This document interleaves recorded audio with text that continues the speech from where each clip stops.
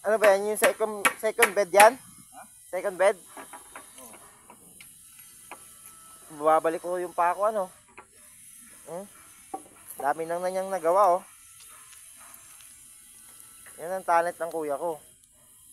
Oh. Mili na yan.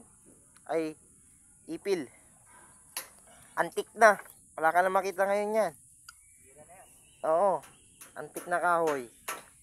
Tingnan mo, bumabaloktot yung pako. Hindi. Video lang.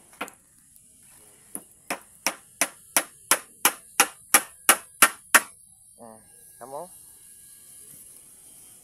Antik na kahoy na yan. Wala ka na makita ngayong kahoy na ganyan.